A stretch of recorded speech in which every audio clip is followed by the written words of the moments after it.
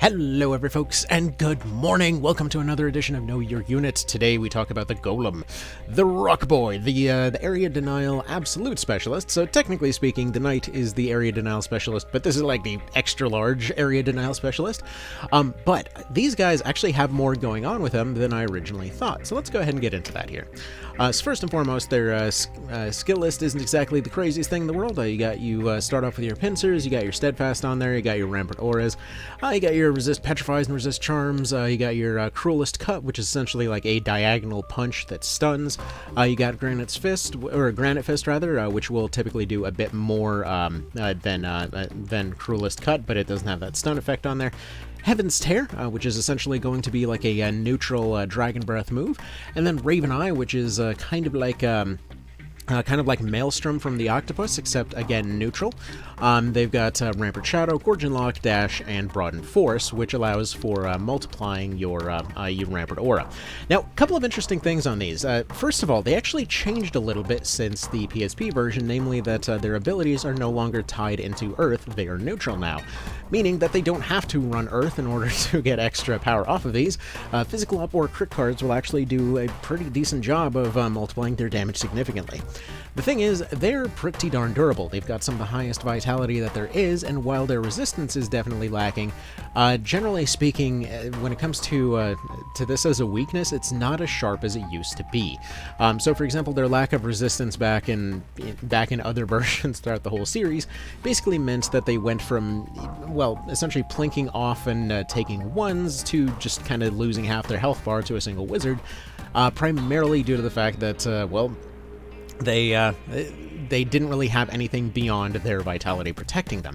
So this time around, the main weakness that they had, which was to mass amounts of debuffs, which they would always get targeted by due to their incredibly low mind and resistance, and avoidance for that matter, basically meant that, this time around they're not permanently stuck in a state of being stunned and weakened and breached and all that kind of thing. Anyway. So yeah, thankfully debuff wizards got changed to debuff monsters, and I'm perfectly okay with that.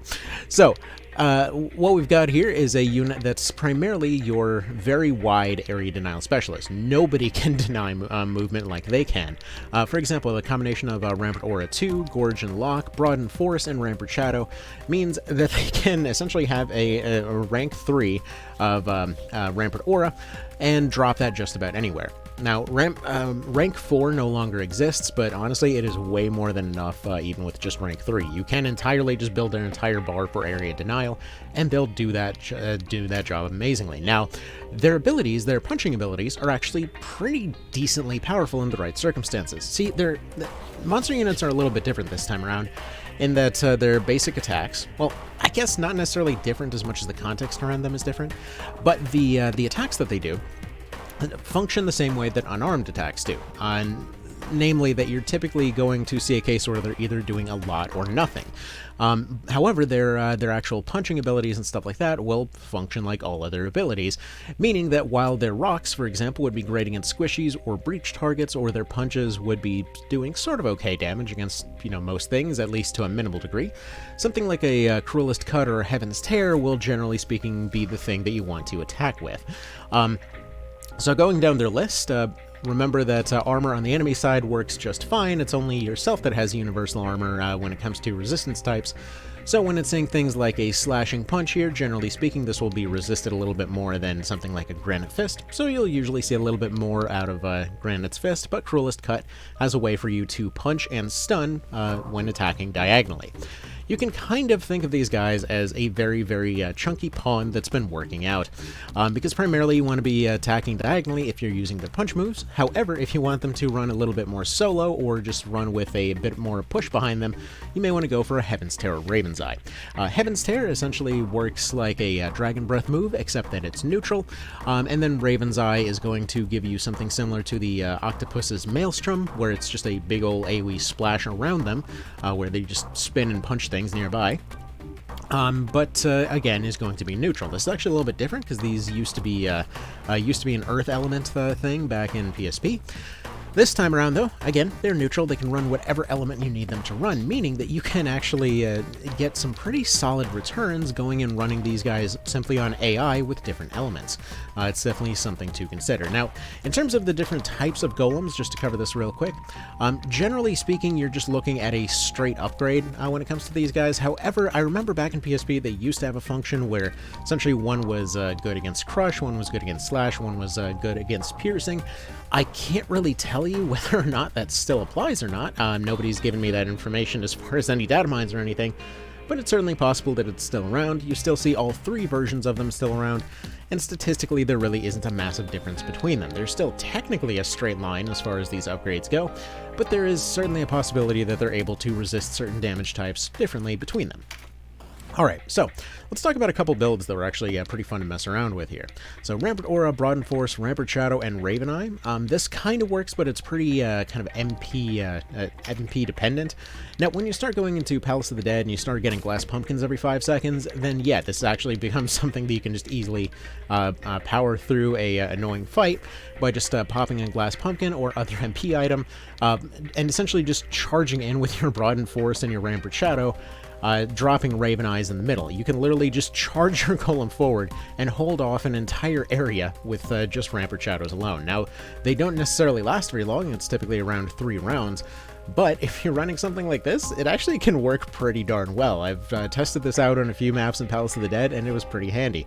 Especially if you happen to drop one of these on some of those maps that happen to have a lot of little pedestals and such, and you see units constantly getting stuck on these edges, and you back that up with archers and just shoot them straight off the cliff while they can't move, you can see some pretty good returns out of this.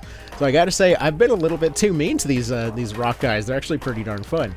This is another one that I like to put on AI. These guys are a far lower level version than I was just using earlier. But Gorgon Lock, Broadened Force, Rampart Aura, and Heaven's Tear. Again, just charge forward, drop Heaven's Tears constantly. This is a bit more of a self-reliant, MP-wise type of setup. Or, you know, you could do something like this where you're going for Cruelest Cut instead, where again, it's just super cheap. You know, Gorgon Lock is just kind of hilarious in terms of, well, this much health, this much vitality, and then you're going and reducing all incoming damage by 80-90%, what have you, in the meantime. It's a bit much, but anyway, yeah, when their stuff is up, they are incredibly hard to kill, is the thing.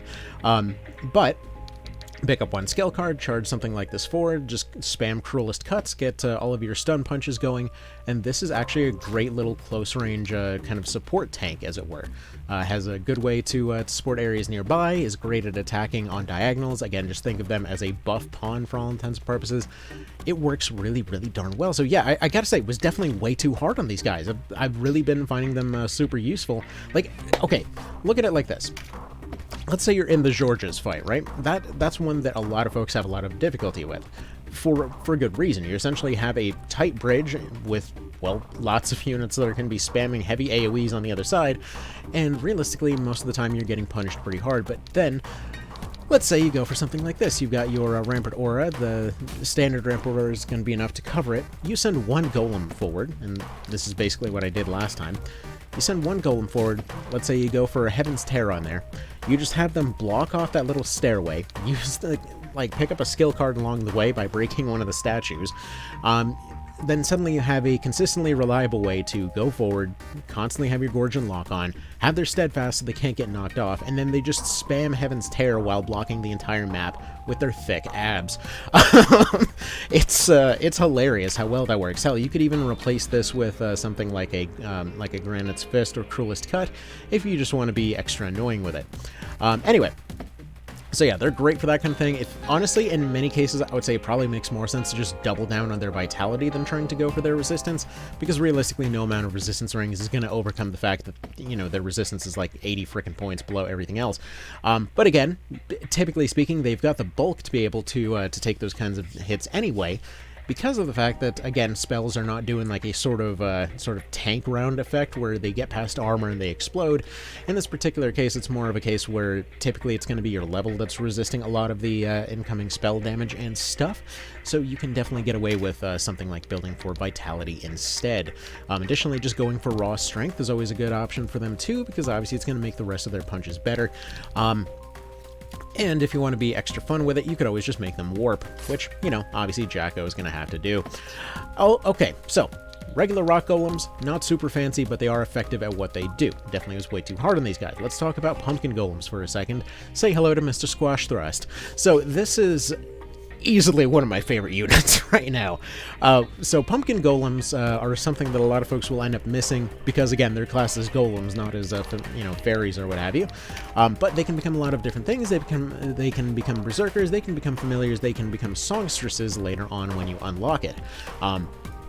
So, in this particular case, just to point this out, if you have a combination of Meditate 2 and something like a blowgun, you can consistently, if you pick up a skill card, end up constantly spamming Frigid Blast every single round. Now, in most cases, you'd want to, for example, if you're going for something like this where they're going to get those big sharp bonuses by splitting off into different elements, in most cases you'd typically want to, you know, split your elements around, like maybe make him into something like air, or fire, let's say, and he's going and using his lightning and his light and his ice and stuff like that from these moves. However, in this particular case, that 10% from matching it could actually be pretty darn useful because of how much he's spamming the darn thing. Additionally, while Pumpkin Pie is effectively the meme heal, just like it was before, just like Quench was before back in PSP, like it's just a funny healing move, I've actually found it really useful because it has the same AoE as something like Harvest Dance, and while it does, for some reason, heal exactly 65, this is a case where it's just enough to actually keep people out of death's door in a lot of cases, so that's kind of fun there. Additionally, Sporogmos, while in itself not being super powerful, does spike very sharply with a crit card. So yeah, Sporogmos and a physical up card can see this familiar becoming an absolute nightmare, just spamming those big sharp hits there. Now, as far as their other moves are concerned, and I'm primarily just going to cover the familiar there. The Berserker is just the Berserker like normal. Something like a Pumpkin Bomb is, from what I understand, actually affected by your weapon attack value. Or this is basically like a self-destruct kind of thing. It's actually Pumpkin Strike that's by your weapon value, I believe. Additionally, you've got an Exorcism Missile through Crystal Pumpkin. You've got Pumpkin Lore for drawing additional aggro, and Sanctuary 2, which I have to say, again, this is a skill that I constantly ranked super low, but I've been finding a lot more useful when recontextualizing it mentally. Because it's not to keep stuff away from you, it's to have you deny undead units from going somewhere else, meaning that a high mobility unit like a Familiar could very well pop this in a case like Palace of the Dead, where they're going and just denying an entire area to several undead units that would otherwise be a problem.